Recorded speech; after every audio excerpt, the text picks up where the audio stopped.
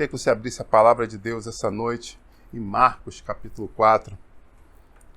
Marcos, capítulo 4, a partir do verso 35. Sentar?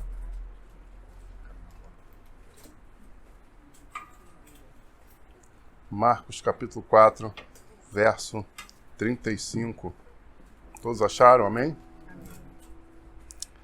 Assim diz a palavra de Deus. Jesus acalma uma tempestade. Naquele dia, sendo já tarde, Jesus disse aos seus discípulos: vamos passar para a outra margem. E ele, se despedindo da multidão, o levaram como estava, num barco, e os outros barcos o seguiam. Ora, levantou-se grande temporal de vento, e as ondas se arremessavam contra o barco, de modo que o mesmo já estava se enchendo de água.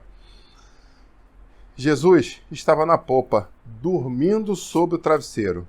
Os discípulos o acordaram e disseram: Mestre, não se importa que nós pereçamos?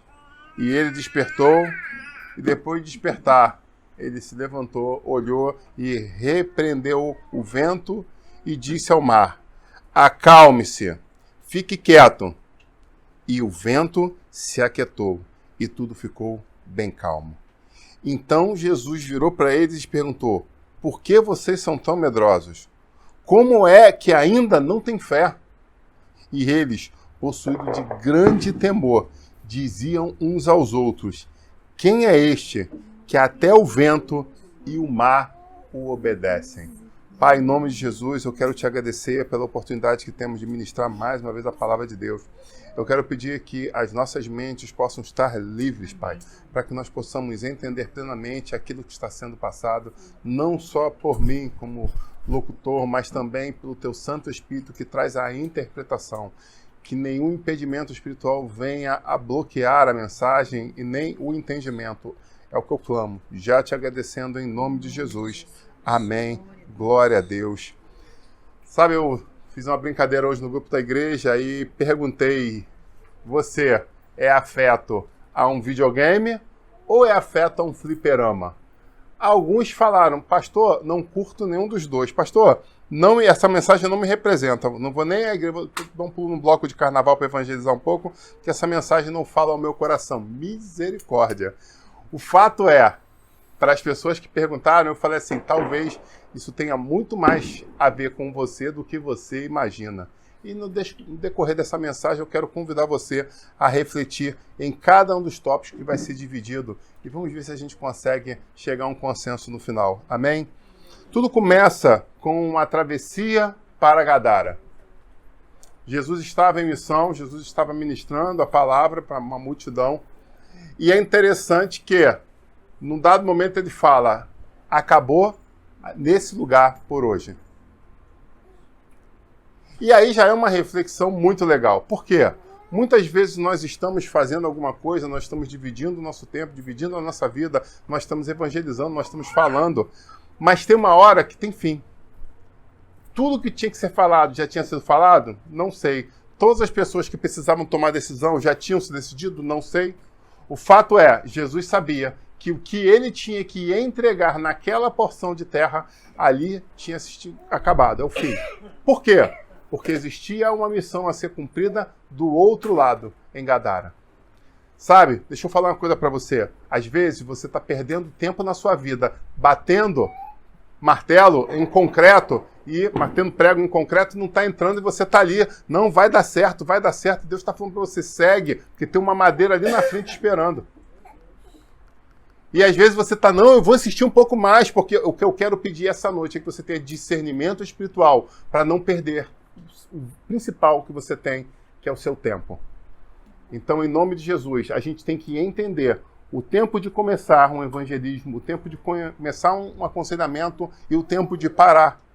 E eu não digo nem de deixar de mão, não é isso. O que eu quero dizer é que, às vezes, a gente tenta, né, e acaba perdendo o feeling, perdendo, né, a passada, porque a gente está o quê? Emocionado. Então, eu convido você a manter o controle quando você estiver evangelizando, ligado no Senhor e entendendo o que como e o quanto tem que ser entregue naquela porção. Amém?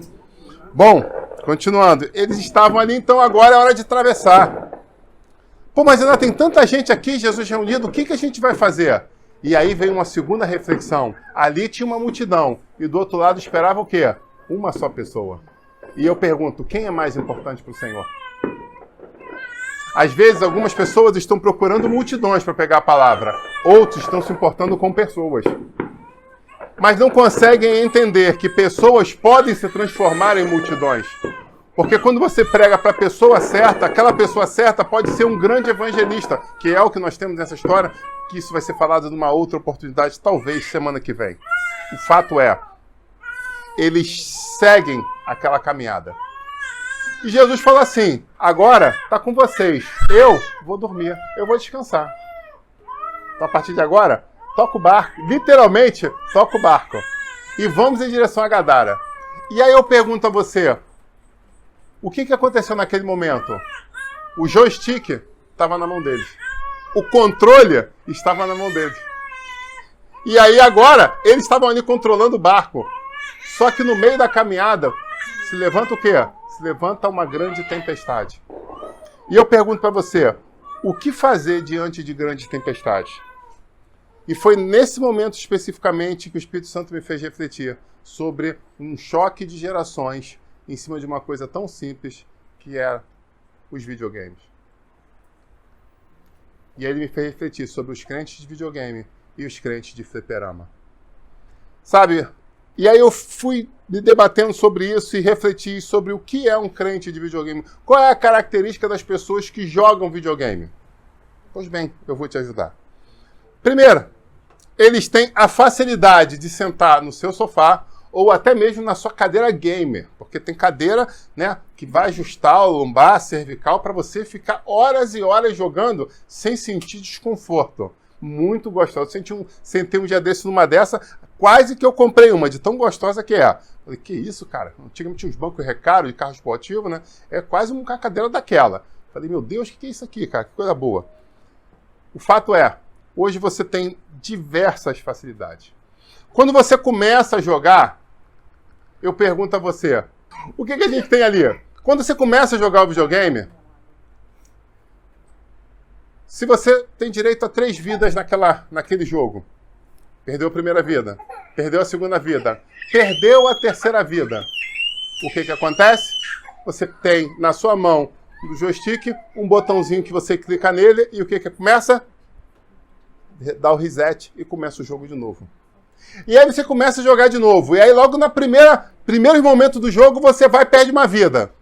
E aí você fala, pô, comecei mal essa partida. O que você faz? Vou dar o reset novo. Reset novo. Aí você começa a jogar. Aí quando você sai no jogo, você já cai numa armadilha e perde a vida. Putz, comecei mal essa... Mas não vai começar mal não. Essa daqui não foi minha vez. O que eu vou fazer? Vou de novo. E quantas vezes você quiser jogar, é só você apertar um botãozinho e ele vai resetar tudo de novo para você. Ainda tem uma segunda característica daquelas pessoas que jogam videogame. Você tem fases no jogo, não é isso? E aí quando você vai jogando uma fase, e você vai chegando num grau... Aí quando você chega e completou a fase, o que o videogame faz? Ele para e começa a contar uma historinha, que é o início da próxima fase. Só que, na verdade, o que está acontecendo ali é que o processador dele está o quê? Salvando o jogo. Então, ele salvou a tua evolução até aquele momento, ele conta uma breve história, e aí você começa o quê? Uma nova fase. E aí, se você, começando essa nova fase, você, em alguns momentos, morre, o que acontece? Você volta no começo? Não. Você volta onde? No início daquela nova fase. E aí você joga, aí você completa aquela segunda fase. Ufa, beleza. Ele conta uma pequena historinha enquanto, na verdade, ele está salvando. E aí você começa a outra fase. Começando a outra fase, você morre. Acabaram as suas vidas. E aí, o que você tem que fazer? Virar, voltar lá no começo e começar tudo de novo? Não. Por quê? Ele já salvou a sua evolução. E se você apertar aquele botãozinho mágico e começar a ter umas novas 3 vidas, o que ele vai fazer? Ele vai começar no início da última fase que você estava. De repente a terceira, então ele vai começar o jogo do início da terceira fase. Vocês vão te convir que isso é muito confortável. Amém? Só que tem horas que você chega diante de algumas fases que você, pura e simplesmente, não consegue passar. Não é isso, Júlia? Você fica nervoso, você fica tenso, né? Você... Não joga o controle na parede. Não joga o controle na parede, que hoje o controle custa quase o valor do videogame, então nem na tela de LCD, porque senão você vai começar a vender, né? Vai começar a vender bananada no sinal, porque teu pai vai fazer isso, né? Pelo menos o pai de alguns vai fazer isso, para pagar uma televisão nova pelo Chilique, pelo Faniquito, né? Não sei outros pais, né? Mas eu conheço um pai que, se o filho faz isso, esse pai vai botar o filho para vender. Hã? Ou então vende um videogame para comprar outra televisão. Tem essa opção também. O fato é... Brincadeiras à parte, o fato é... Tem horas que a gente chega diante de algumas fases no jogo que são quase impossíveis de passar. Alguém aqui já passou por isso? Eu já passei por isso. Tu joga, para, levanta, bebe uma água, volta, toma um café, lava o rosto, joga de novo e não pai, tu caramba, esse negócio não passa. Mas nos dias atuais, as coisas são muito mais fáceis. A tecnologia está ao nosso favor. O que a gente faz? Digita, dá um Google no nome do jogo e o que vai acontecer? Vai aparecer alguém que não faz nada na vida a não ser ficar jogando, que vai gravar a tela te ensinando como você passar daquela fase. Então você vai ver no YouTube pessoas que vão, inclusive, conversando com você, falando: ei, você, guerreiro, que comprou videogame tal e que tá com cartucho de você, tá dificuldade aí, né? Então eu vou te ensinar como fazer. E aí você começa ali a assistir aquele vídeo. E aí você, eu acho que eu entendi. Aí você liga o jogo de novo, tenta e perde de novo. Acabou? Não, você para, você pausa, volta de novo, assiste de novo o vídeo de explicação. E aí, às vezes, bota a tela do lado, tu vai jogando, enquanto ele vai jogando, você vai jogando também. E aí você consegue passar daquela fase. Perfeito? Então você concorda comigo que a facilidade está muito grande? Sim. Você tem vidas infinitas. Sem contar que alguns ainda pagam pelo pack de vidas infinitas e munição infinita em jogo de tiro, para nem ter que apertar o botãozinho de respeito. Assim, não, eu quero zerar o jogo sem perder. E aí você paga por vidas infinitas. Alguém aqui já fez isso? Aleluia. Alguém aqui já fez isso? Tipo assim, a vontade era tão grande que já fez isso? Pois bem. Então nós temos vidas infinitas, nós temos um start, um restart infinito. Nós temos o conforto do nosso sofá, ou até mesmo aquela cadeira gamer. Eu quero jogar deitado na minha cama. Você consegue jogar deitado na sua cama. Tudo está favorável para o seu conforto, para o seu divertimento e para a sua vitória. Só que o Diácono Kleber falou uma frase muito interessante na semana retrasada, semana passada, não lembro exatamente, quando ele falou sobre muita facilidade acaba trazendo um desconforto, acaba trazendo homens fracos. E talvez tenha sido exatamente isso que nós estejamos vendo diante dos nossos olhos na sociedade atual. O conforto em demasia, a facilidade em demasia tem enfraquecido as pessoas. E eu quero te provar essa noite que essa questão do videogame transcende a questão das telas e chega na sua vida, tanto espiritual quanto na sua vida emocional. Você crê nisso? Pois bem, o que aconteceu com essa geração? Eu vou te dizer. Primeira coisa, tem pessoas sem paciência, pessoas ansiosas, com tendência de depressão e com dificuldade em lidar com a frustração. Isso eu já tive o prazer de estudar numa das minhas graduações e pós-graduação. E se você pegar especialistas hoje, você vai ver que eles vão falar exatamente isso. Então esse é o reflexo que nós temos hoje. As coisas se tornaram tão fáceis que eles não conseguem lidar com aquilo que não é tão fácil como a maior parte das coisas da vida deles. Então aquilo que se apresenta com uma certa dificuldade faz o quê? Gera uma grande frustração. Essa frustração eu não sei como lidar. Então isso pode me levar para algumas situações. Impaciência e até mesmo uma tendência à depressão. Por quê?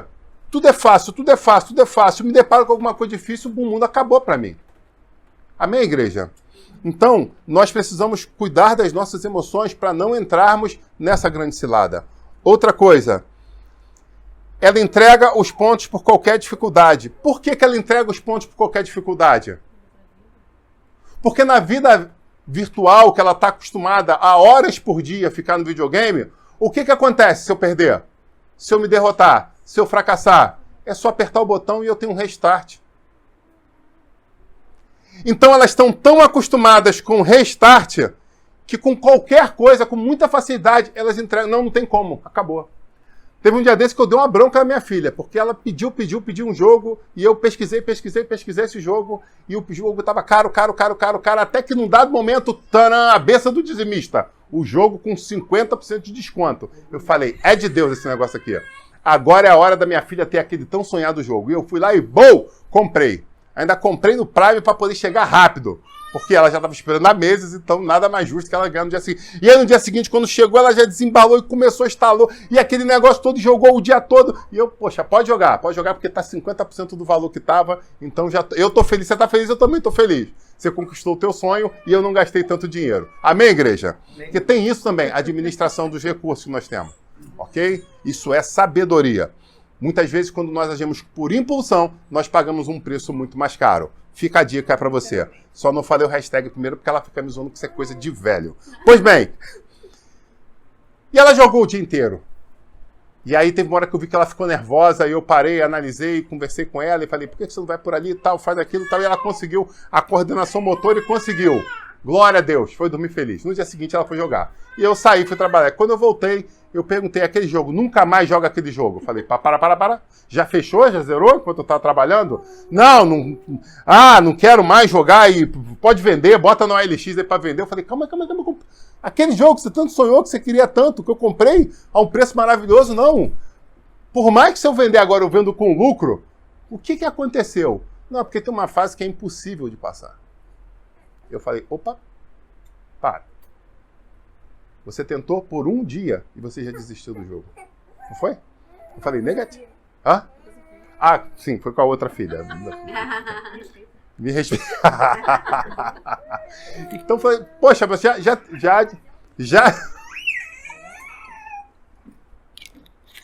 Você não deve desistir por tão pouco. E aí eu comecei a ministrar a vida dessa filha. Assim ficou legal, né? Eu comecei a ministrar a vida dessa filha sobre essa questão de perseverar em meio às dificuldades. Porque, na verdade, o que ela estava fazendo era o quê? Um espelhamento daquilo que ela vê dos amigos dela fazendo. Da geração dela fazendo. Então, na verdade, era somente mais uma. Mas a grande realidade é que a Bíblia nos chama para sermos diferentes. Nós somos como a luz da aurora, que brilha cada vez mais até ser dia perfeito. Traduzindo, se nós estamos no meio de milhares de pessoas que estão em trevas, nós precisamos brilhar, nós precisamos fazer diferente. Se quase todo mundo está desistindo, nós temos que ser contados entre aqueles que perseveraram. Se quase todo mundo está se entregando, nós somos daqueles que continuam lutando. Esse é o chamado da igreja. Se você não sabia disso, eu quero te informar. Foi para isso que Jesus nos chamou. Ele nos comissionou para sermos guerreiros no Senhor. Para sermos aqueles combatentes e não daqueles que desistem por qualquer coisa. Amém, igreja? Pois bem. Sabe, quando a gente pensa nessa questão de eu posso recomeçar a hora que eu quero, com um joystick na mão, o que isso representa? Deixa eu dizer para você. Os casamentos estão falindo com muito mais facilidade. Porque eu começo o jogo do casamento e tá difícil demais, o que eu faço? Para e eu nem dou reset. Eu pura e simplesmente pego, tiro e boto outro jogo. Vou jogar outra coisa, esse jogo eu não quero mais. E aí as pessoas estão desistindo do casamento. A mesma coisa, a gente entra na vida acadêmica. Eu não sei se vocês conhecem, eu conheço algumas pessoas que tem pessoa que está se formando em faculdade, formando no primeiro período. Porque começa um primeiro período, não é isso aqui que eu queria, vou me matricular em outra. E aí, como é que tá a faculdade? Não, eu tô fazendo vestibular agora de outra. E aí? Tá fazendo, tá legal, as notas estão até legal. E aí? Passou? Passei, mas tranquei. Por quê? Não é bem isso que eu quero. Vou começar uma outra. Cara, de novo? Você já não pesquisou? Não, eu tô tentando, eu tô na tentativa e erro. Eu começo a jogar, eu não gostei, eu troco. Onde, na verdade, eu te chamo a pensar se isso já não é um espelhamento psicológico daquilo que eles viveram no console. E o pior, alguns estão fazendo isso com os dons espirituais. Onde o pastor fala, você precisa buscar, você precisa se consagrar, você precisa buscar, você precisa se entregar, você precisa clamar. E aí faz isso por 2, 3 dias. Recebi? Não. Ah, então isso não era a vontade do Senhor. Próximo dom. Vamos buscar o próximo dom. Esse aqui é legal. Esse aqui, esses dons aqui são maneiros. Esse aqui, eu vou tentar agora esse. Tento 2, 3 dias, busquei, orei hoje, fiz o jejum até meio-dia. 12 horas. Porque eu comi 11h58 para poder segurar até meio-dia, né? Fiz o jejum de 12 horas. Eita, Jesus, mexe o céu, mexe a terra, mexe com tudo. Mexe até com as entranhas, mexe com a minha paciência também. 12 horas de jejum, ó, é muito espiritual isso, aleluia. E aí ele vai, meio-dia, vou receber um sangue. Chega, recebeu, bota o prato de comida, aquele prato de comida, 3 andares, e aí abre os braços, vai descer agora um vento. O único vento que sente é do ventilador que está soprando. Não recebi nada, isso não era a vontade de Deus. Come que nem um porco, desesperado. O fato é, as pessoas querem que as coisas aconteçam no seu tempo, da sua forma, na sua pegada, na sua batida. Porque elas estavam acostumadas a apertar um botão e dar reset. Sabe, uma outra coisa que se vê muito é que porque ela viu um blog no YouTube, ou porque ela leu sobre uma situação no Google, ou porque ela leu a capinha do coisa, ou porque ela viu uma revista específica especializada, elas têm muita informação. E essa é uma outra característica que nós temos nas pessoas hoje. Elas recebem muita enxurrada de informação.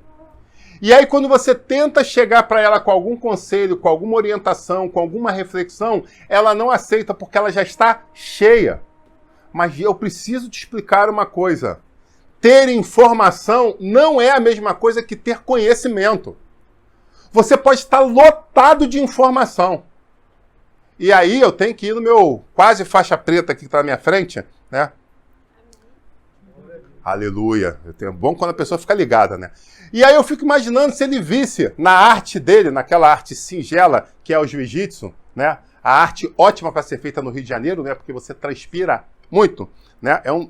O jiu-jitsu foi feito para se fazer na Europa, não no Rio de Janeiro, né? Ou no Rio de Janeiro, no máximo no inverno, treina no inverno, porque é muita roupa, é muito quente o negócio, né? Eu lembro quando eu fazia jiu-jitsu, meu kimono, eu torcia ele e aí pingava, meu amigo, isso trançado, né? O negócio era bem sinistro. Fato é, aí ele vai falar assim, você já lutou jiu-jitsu? Respeito pastor, hein? Pastor tem história. E aí, o que acontece? Se ele vê 50 horas de uma videoaula ensinando os golpes de jiu-jitsu, se ele lê 3 livros especializados dos maiores especialistas em jiu-jitsu, ele vai conseguir uma graduação com isso? Ele tem informação. É isso que as pessoas estão confundindo hoje. Você recebe muita informação. Nós estamos na era das informações. Mas ter conhecimento é outra história. E o que eu quero convidar vocês é entenderem que muitas vezes você tem boas informações, mas precisa de ajustes. E esse ajuste se chama conhecimento. Algumas pessoas têm conhecimento e elas podem te orientar e te ajustar para aquilo que você está cheio, aquilo se tornar uma verdadeira bomba nuclear a teu favor. Mas às vezes precisa encaixar as peças. Nesse momento eu preciso lembrar como funciona uma bomba aérea. Você tem ali bombas de, às vezes, 920 quilos, lançada de aviões para destruir pistas, destruir fábricas e etc. E a bomba de 900 quilos, se você não botar um negócio chamado espoleta no trem de explosivo dela, ela vai cair que nem somente um peso na cabeça de alguém de 900 quilos. Ela não vai ter 900 quilos de explosivo para explodir, de repente, um quarteirão inteiro. Porque ela precisa de uma coisa chamada conexões. Então ela tem um iniciador intermediário, tem um iniciador primário, e esse iniciador primário precisa, numa espoleta, fazer o alinhamento para que possa haver a percussão. Traduzir, se eu não boto a primeira pecinha e lanço aquilo do avião, não vai valer de nada. Assim é o fato de termos muita informação e não termos o conhecimento. Pois bem, nesse momento eu preciso parar e trocar de canal. Porque o Espírito Santo me fez voltar lá nos anos 80, nos anos 90, para os famosos fliperama. Quem aqui jogou flipper, por gentileza, para me saber? Vocês, como muitos de vocês já entraram dentro de um fliperama, vocês vão entender claramente. E os mais jovens, eu peço que prestem atenção e entendam como funcionava. Como é que funcionava essa questão? Quem viveu nas gerações anteriores tinha uma característica no Brasil. A maior parte das pessoas tinha emprego. A maior parte das pessoas tinha moradia. A maior parte das pessoas tinha comida na mesa. A maior parte das pessoas tinha um negócio chamado dignidade. O que não se tinha, muitas vezes, era dinheiro pro supérfluo. Não é isso, mãe? Então você tinha uma vida normal, mas quando você pô, isso aqui é supérfluo. Aí começava a diferenciar uma pessoa da outra. Porque as pessoas pesavam muito o gastar com supérfluos.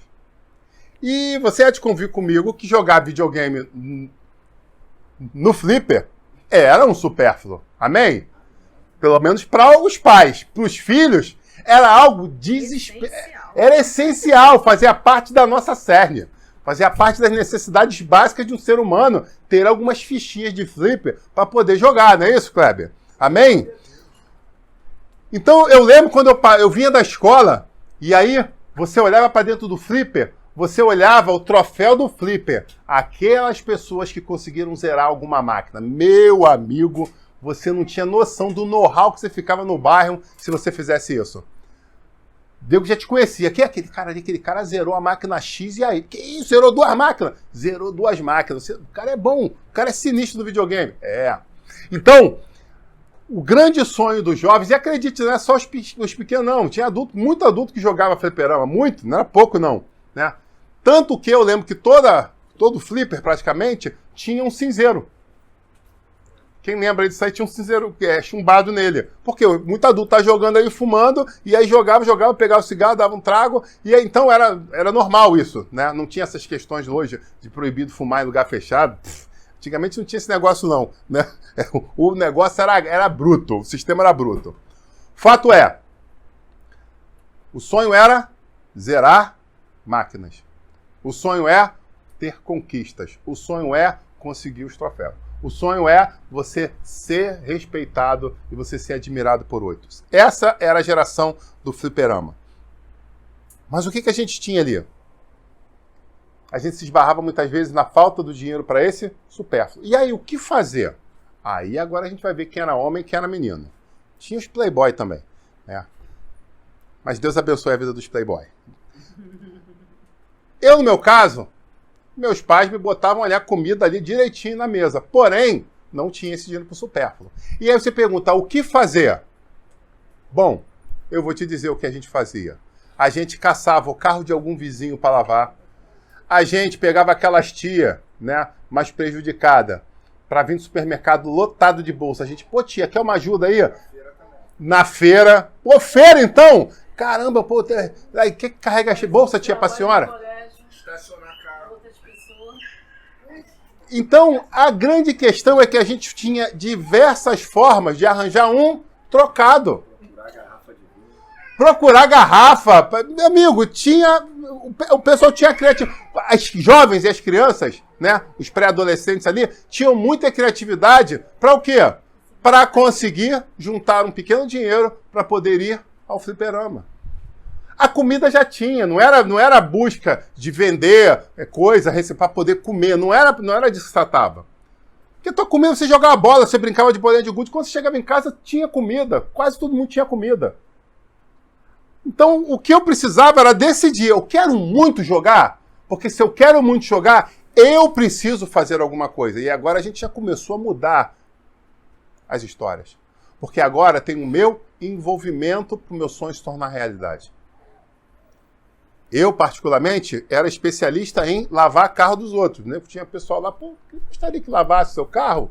Poxa, o carro tá tão sujo, quer que dê um trato aí, tio? Aí ia lá e lavava o carro dos outros. Eu trabalhei em Lava Jato já com 10, 11 anos. Não tinha trabalho escravo, não. Não tinha negócio de merda. Eu nem sei o nome que o nego dá aí do trabalho. O estatuto. Trabalho infantil. Com trabalho infantil. Hã?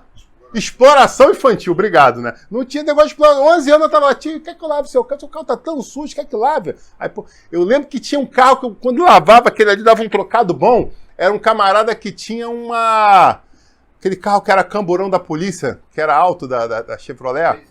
D20? Não, antes da Blazer, antes da D20. Eu vou lembrar o nome dele. Era a Blazer dos anos 70, dos anos 80. Né? Que ela era alta.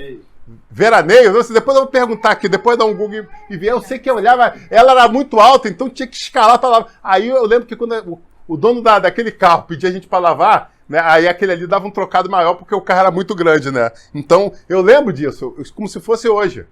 E eu ficava alegre, caramba, cara, eu lavei isso, vai dar algumas fichas, isso aqui vai dar mais ficha. E a gente ia pro flipper. E aí vinha a grande questão. Quando a gente chegava no flipper, a gente se deparava com algumas coisas. Tinha diversas máquinas. E aí você olhava aquelas diversas máquinas brilhando, piscando, e você falava, qual eu quero jogar? E qual era que você queria jogar? Todas! A vontade era jogar todas. Semelhante hoje, que você chega na casa de um amigo que tem um monte de jogos diferentes, a gente tinha vontade de jogar todas, mas a gente sabia que ia conseguir jogar todas? Não. Porque a maior parte das vezes a gente ia pro flipper com uma, duas, no máximo 3 fichas. Era assim que funcionava. O dinheiro não dava para mais que isso. E a gente chegava ali, olhava aquele monte de máquina e falava assim, qual é a máquina que eu vou jogar? E aí eu pegava minhas 1, 2 fichas e simplesmente botava numa máquina que passava na minha frente e tentava a sorte? Não. Sabe por quê? Porque não tinha botão de reset. Simplesmente por isso. Então a minha geração aprendeu de uma forma totalmente diferente a conquistar as coisas, a sonhar com as coisas e andar em direção a esse sonho.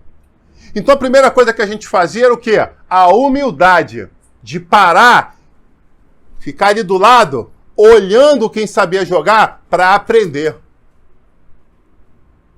Então com isso a gente desenvolveu o quê? Paciência. Nós não agimos na impulsividade. Talvez um ou outro tenha feito algumas vezes, mas quando viu que não dava certo, dava o passo atrás, falava, calma aí, vamos ver aqui, cara, aquele cara joga bem. Não, vamos ver como é que é. Ih, rapaz, esse jogo aqui é difícil, não sei fazer isso não. Vamos fazer o seguinte, vamos ver o outro. Aí parava no outro ali e tal, daqui a pouco alguém ia jogar dele. Normalmente quando alguém parava pra jogar, vinha a galera em volta, não é isso? E já vinham os espectadores e ficava em volta. Pra pegar o macete do jogo, exatamente. E aí ficava ali, ó, era um olho na tela, um olho na mão. O que ele fez? Não consegui ver aquele golpe, não. Aí quando começou os jogos de luta, aí, né, 2 toques pra cima, clica direita, esquerda, clica no 3, 2, rapaz... Aí virou um contra o outro, né? Aí tinha as disputas, né? E aí você... Rapaz, aí você, caramba, como é que é aquele jogo? Você tem que girar 2 vezes a manivela, apertar 2 vezes o botão de cá, segurando do meio... Traduzindo, inclusive uma coisa que a gente começou a treinar foi coordenação motora, né? Porque você tinha que era um monte de botãozinho, era o começo dos botãozinhos. Fato é, a gente tinha que aprender o que fazer. Uau. Decorar os movimentos das mãos. E quando tomava a decisão de qual máquina jogar, era ganhar ou ganhar. Você já está entendendo esse mistério? Que não se resume a videogame? É muito mais que isso. E o Espírito Santo foi ministrando isso. Eu estava perto do Paulinho. Eu falei, Paulinho, está descendo a mensagem aqui. Eu estava, não sei, trabalhando. De repente começou a vir a revelação dessa mensagem. Eu falei, cara, está vindo uma mensagem diferente aqui, cara. Eu falei, diferente, ele é bem característico da sua cara. Mas Deus está trabalhando diferente. E eu fiquei olhando aquilo e falei, meu Deus do céu. Então, quando a pessoa pegava as suas fichas e encostava na máquina, ele se desligava do mundo. Podia ter um monte de pessoas à volta dele, música tocando, gente fumando, não interessa mais nada. Agora sou eu e a máquina, sou eu e o jogo. É a minha vontade de zerar com um investimento que eu fiz, o meu suor, o meu sacrifício, nessas 2 fichas.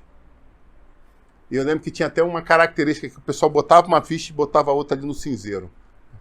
Ficava um negocinho de metal ali. Aí, por quê? Tinha um outro código. Se às vezes tinha 1, 2, 3 fichas ali, quem estava na fila de espera, ó, esse cara tá com 3 fichas, já sei que ele vai ter 3 fichas para jogar nessa máquina. Então, ou eu já vou dar uma volta em outra, ou eu já sei que eu vou esperar aqui 3 fichas.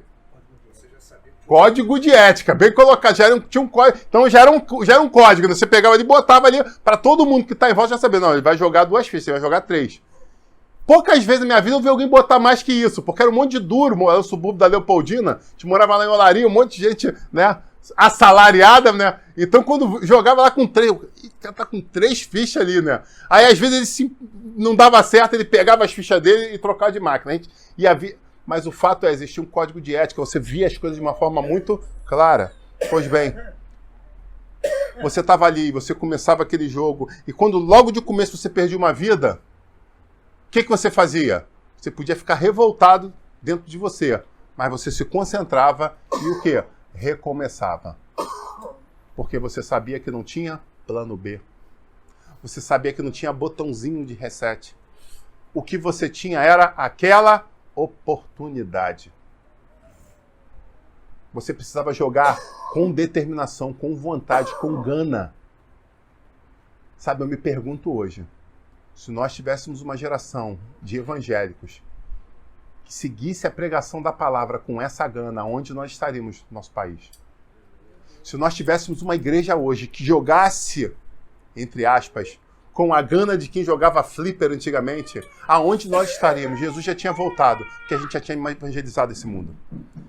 O evangelho já tinha sido pregado, pessoas já teriam voltado, pessoas já teriam consertado, porque nós estávamos vivendo o evangelho de plenitude, o evangelho total, pleno, maravilhoso. Amém, igreja? Uma outra coisa que me ministrou é que às vezes você estava ali e você conseguia jogar e você conseguia desempenhar um bom papel, você aprendeu uns bons truques, você já tinha ensaiado, só que hoje eu tenho 2 fichas, eu botei a primeira ficha, e aí o que acontecia? Quando você perdia, acabava, né, as suas 3 vidas, o que o jogo fazia? Ele começava um contador. Você deseja continuar?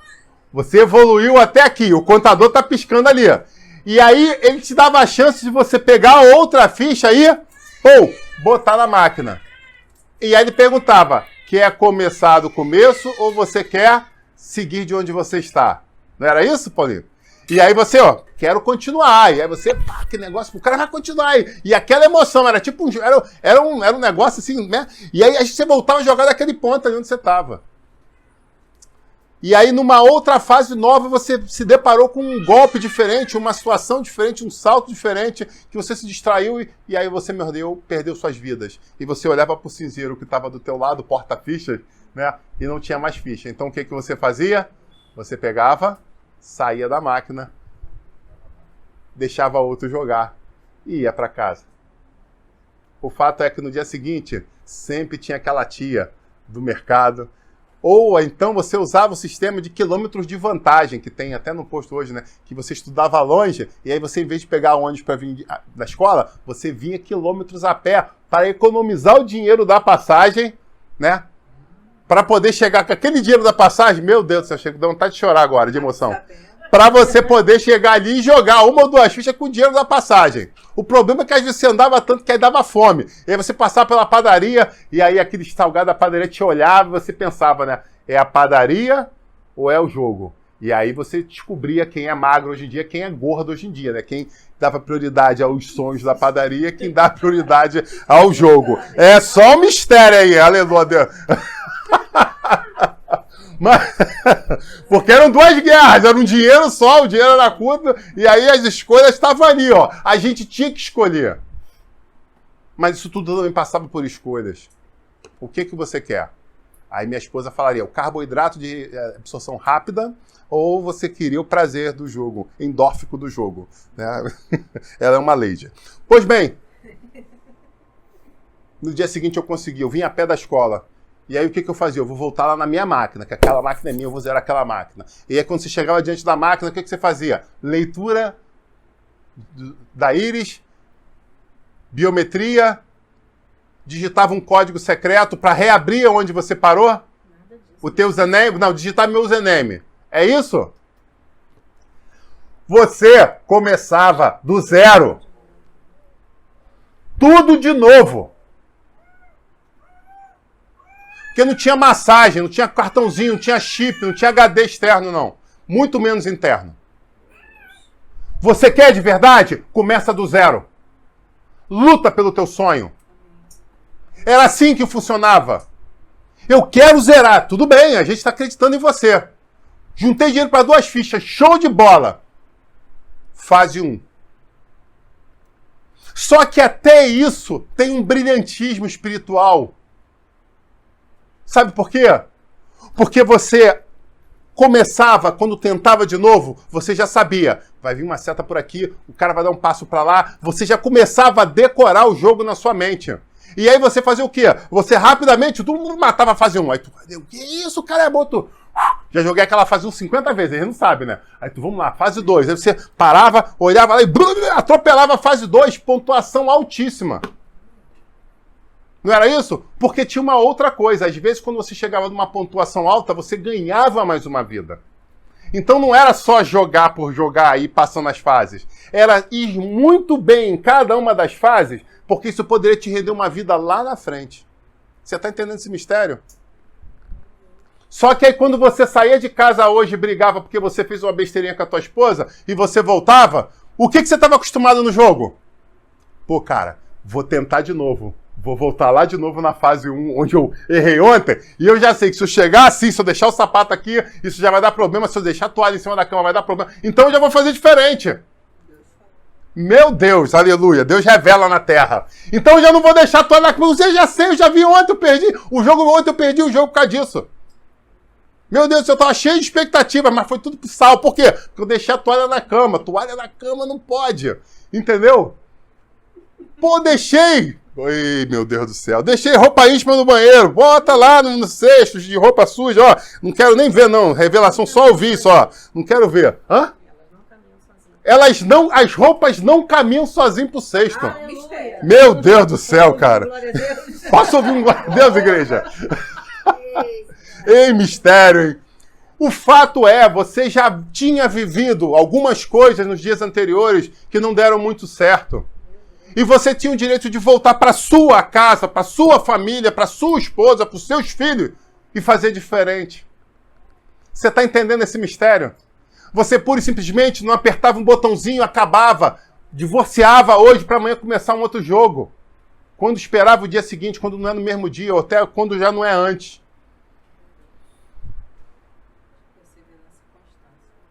Então as pessoas olhavam, elas estavam acostumadas a enfrentar desafios e vencê-los. Ah, não termina aí não. Porque tinha uma outra coisa importante. Meu Deus do céu. Era a questão dos estudos. Hoje em dia eu vejo pessoas, não, tranquilo, vou para repetir de ano, tal, mas a gente está em setembro. Não, mas eu estou fraco, e aí ano que vem eu estou em setembro. Tem um bimestre, um trimestre inteiro pela frente, com direito de recuperação no final. Não está tudo perdido, você perdeu um ano inteiro. Não, tranquilo, depois eu faço de novo. Tá nem aí. Isso quando não está numa escola paga que custa o olho da cara. Eu lembro a primeira vez que eu me inscrevi num curso universitário, foi na Gama Filho. Vulgo Grana Filho. Eu pegava o meu salário de soldado, tirava o vale transporte e o dízimo, dava exatamente o meu salário. Eu não tinha dinheiro para mais nada. Lembra disso, mãe? Nada. As roupas que eu tinha, eu continuei tendo. As roupas que eu sonhava, eu continuei sonhando. Porque não dava para nada. Eu pegava, era exatamente a passagem do quartel para casa, da casa para faculdade, o dízimo da igreja e a mensalidade da faculdade. E eu lembro, como se fosse hoje, eu assistindo uma aula de economia, ao pessoal, vamos descer, porque aqueles caras desse negócio estudantil estão lá embaixo, não sei o que estava começando lá, era na Gama Filho começou. Não vou nem dizer o nome de um Luticandango que está aí vivo até hoje na frente disso tudo. Tá lá embaixo com a caixa de abelha lá, falando, chamando, reivindicando. E eu falei, quem vai pagar minha mensalidade no final do mês? Aí, nego, por quê? Não, vamos lá reivindicar pelo direito. Que direito, cara? Eu trabalho, eu tô trabalhando, eu tô pagando. Eu pago a minha mensalidade. Se eu ficar reprovado nessa goiaba aqui, meu amigo, sou eu que vou ter que pagar de novo.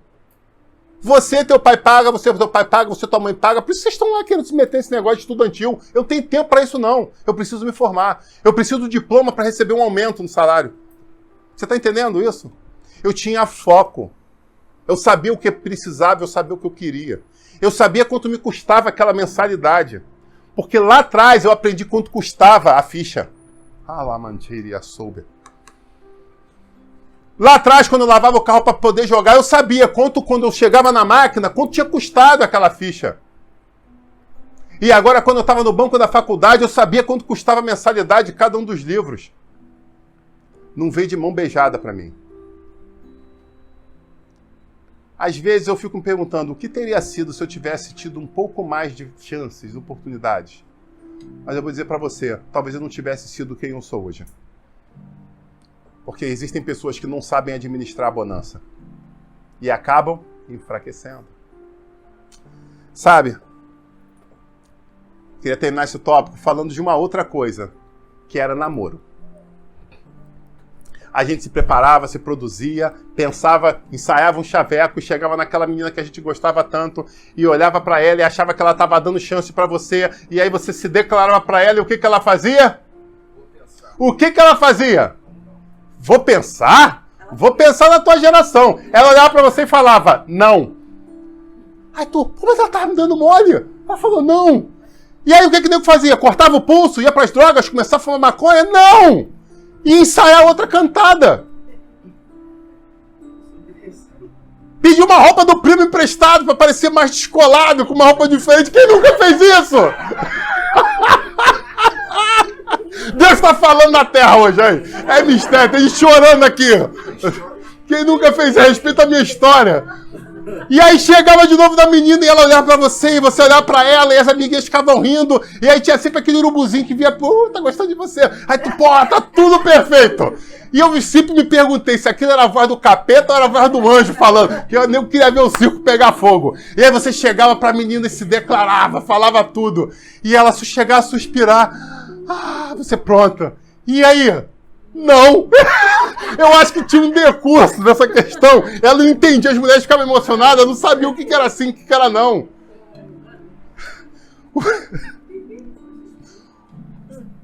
Sabe o que acontecia? Eu vou falar pra você. Normalmente a mulher que dava 2, 3 nomes em você era a mulher que você casava depois. Rede, açouro e alamando. Porque você valorizava essa mulher. Você sabia que ela não era fácil. Porque ela dava não pra você e dava não pros outros também. Mereçouria. E aí você falava, eu quero essa mulher, essa aqui vai ser a mãe dos meus filhos. Era assim que funcionava e pode ser assim na geração de vocês, basta vocês quererem. O fato é, como eu falei lá atrás, a gente não tinha problema em pedir ajuda, porque a gente tinha até umas informações, mas a gente queria conhecimento. E aí o que a gente fazia? Ia naqueles mais velhos que já tinham conseguido, né, beijar na boca, você tinha que ver. Você tinha que expor a tua vergonha, sua derrota, virar motivo de chacota, para depois ser ajudado.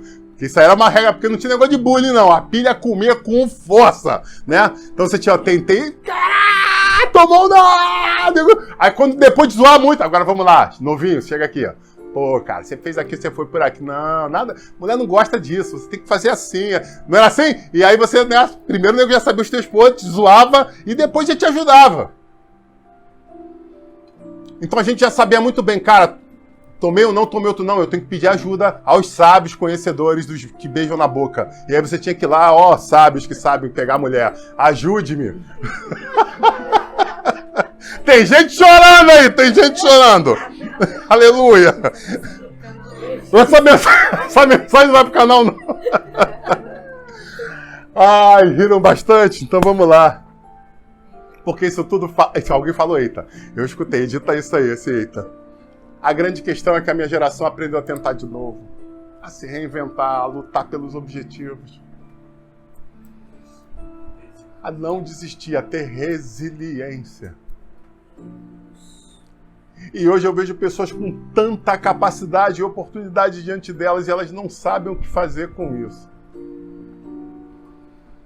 E aquilo que era para ser uma grande bênção na vida deles se tornou um grande problema, porque os enfraqueceu. Eles não foram doutrinados a serem zoados, a tomarem o não, a terem que pedir ajuda, a prestar atenção no outro que sabe mais como fazer e em alguns momentos até perguntar, como foi que você deu aquele golpe? Se você não fizesse isso, você ia ficar tentando sem saber, batendo na cabeça e frustrando. Sabe, eu queria terminar essa ministração contando uma história que eu passei na rua Delfim Carlos, em Olaria. Lá tinha um grande flipper. Era muito simples, mas era uma grande novidade, né? Um flipper em Olaria. E eu lembro que eu estava naquele flipper e, como muitas das vezes, eu ia pro flipper não para jogar, mas eu ia pro flipper para assistir. Porque eu não tinha dinheiro. Eu não me envergonho de falar isso, porque muita gente não tinha. Então a gente ia para lá só para ver, só para curtir. O que a Bíblia fala, a vitória dos outros, a realização do sonho dos outros. A gente ia lá se alegrar com os outros. Alguém já passou por isso? De poder olhar e falar assim, caramba, tu joga muito, cara, que isso? E algumas vezes, sabe, acontecia, os mais velhos chegavam quando via que era uma partida que não estava indo pro lugar, né, tinha uma vida ali, e falavam assim, pô, novinho, joga um pouquinho aí, só piar, tipo assim, isso aqui eu não, vou começar de novo, vou resetar, então joga um pouco aí. E a gente ficava ali, e jogava um pouco ali, aquilo era uma emoção.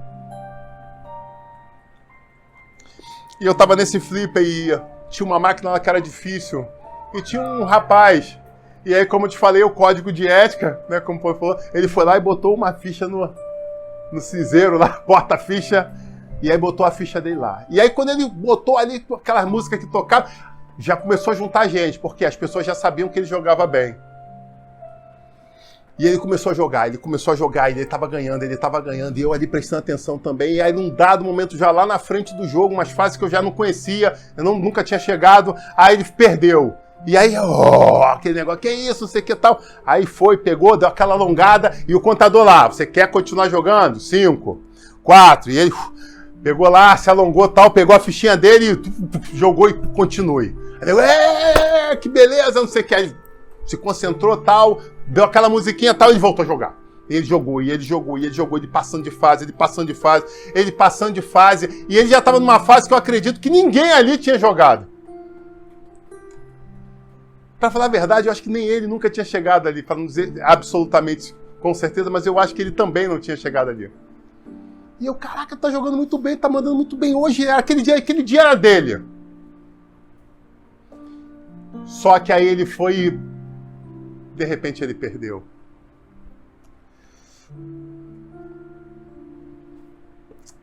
Aí, aquele monte de expressão parecendo um jogo de futebol. Ele, E aí começou, e aí você quer...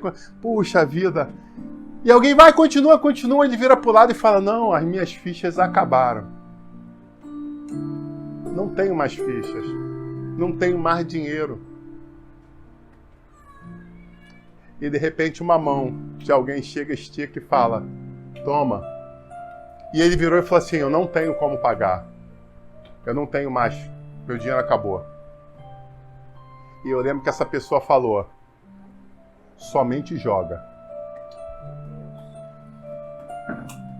Você foi longe demais para parar aqui. Falou, e a sogra. E eu lembro que aquele braço esticado com a ficha, e aí ele, vai, o pessoal, porque agora não se bastava em pegar ou não a oportunidade. O tempo estava correndo. Meu Deus do céu, porque a gente tem que entender que existem algumas oportunidades que vêm às nossas mãos. Mas o contador está... Meu Deus. E aí ele primeiro deu aquele choque de você está me dando uma ficha, porque, como eu disse, era uma coisa rara. As pessoas lutavam para ter. Mas sabe, tem sempre alguém que olha para você com um olhar de esperança e fala, você pode ir mais longe de onde você está indo. E é isso que se resume o Ministério Goel. São pessoas que olham para outras pessoas e falam, você pode ir mais longe. Eu confio que você pode ir mais do que você está fazendo. Eu confio que você pode ser mais santo do que você foi ontem. Eu confio que você consegue ir mais longe de onde você já foi. Eu confio que você consegue ser um pai e uma mãe melhor do que o seu pai foi.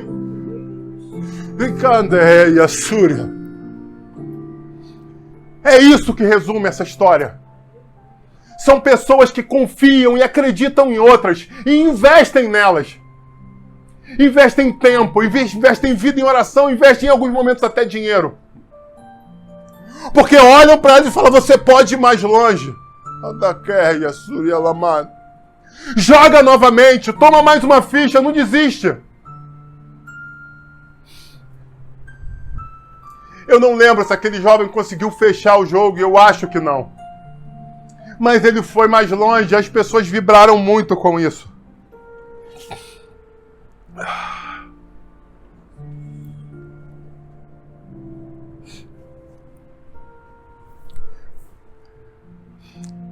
Nesse momento eu preciso voltar em Gadara. O controle estava na mão deles, eles estavam controlando o barco. E diante daquele sonho de chegar àquele outro lugar onde o mestre falou o coração deles, as dificuldades se apresentaram.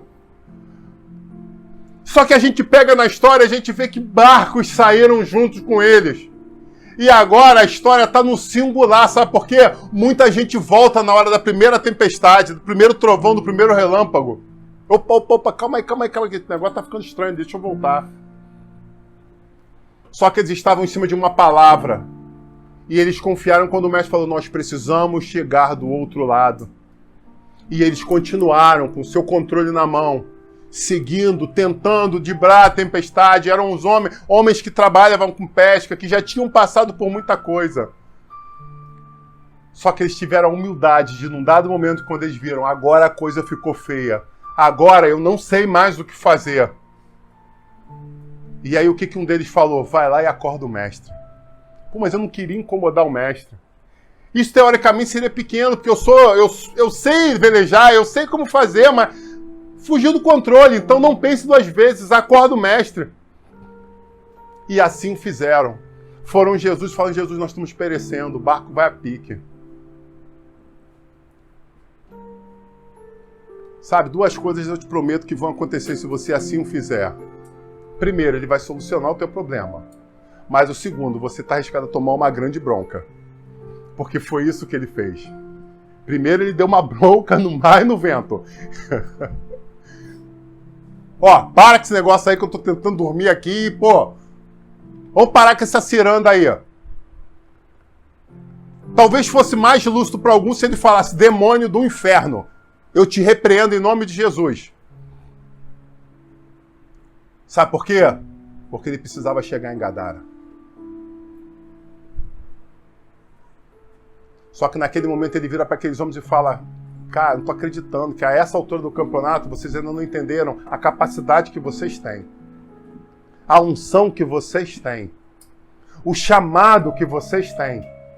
E se eu fico imaginando se Jesus voltasse hoje, não somente para arrebatar a igreja, mas se fosse uma expectativa de voltar para estar trabalhando com a igreja.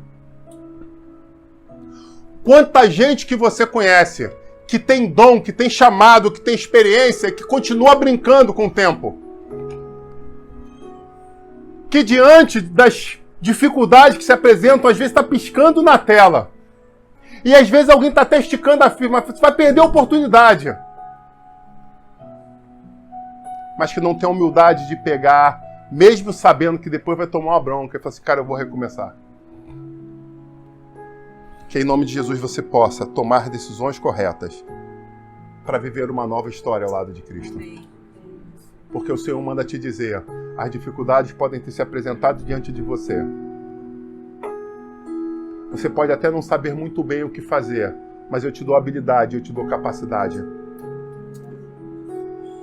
Mas, Senhor, eu já fui até onde eu podia, todos os meus recursos acabaram. Você pode ter certeza que quando você falar isso, eu não tenho mais como fazer o que fazer. Ele vai esticar a mão e vai falar, eu te dou uma nova ficha. Tenta de novo. Tenta de novo. Tenta de novo. Não desiste, tenta de novo. E é isso que eu quero profetizar sobre a tua vida essa noite. Se você não tiver mais recurso, não se preocupe, ele vai mandar as fichas. O que precisa é que você seja perseverante na sua luta.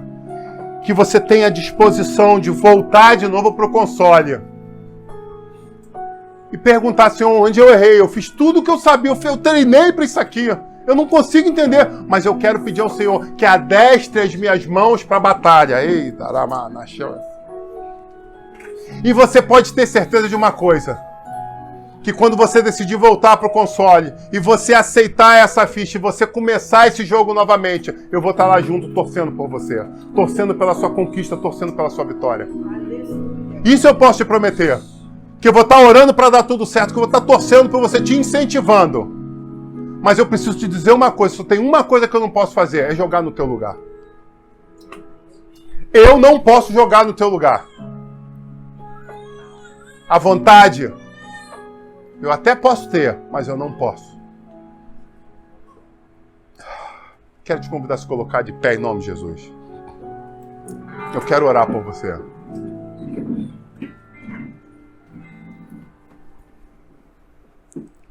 Eu quero pedir que você incline a sua cabeça nesse momento e reflita comigo. Será que você tem sido da geração videogame ou você tem sido da geração fliperama? Será que você tem sido um crente videogame ou será que você tem sido um crente fliperama? Porque ainda existe uma última coisa que eu preciso te dizer. Para você ter certas experiências, você tinha que sair de casa, chegar naquele lugar, estar junto de outras pessoas. E eu pergunto, isso não é igreja? Não é isso que o Senhor está falando para você? Saia da tua casa, se reúna com as pessoas estão reunidas naquele lugar com o objetivo de ganhar esse jogo. Seja mais um participante disso. Tem horas que jogar em casa, no conforto da minha... Eu poder olhar ali a tela, é legal. A gente tem um canal no YouTube para isso. Ah, eu tô à toa hoje, tô tranquilo. Terça-feira à noite com meu pipoca, eu vou assistir uma mensagem, uma ministração. Legal, isso é muito legal. Quero ouvir um louvor. Show de bola!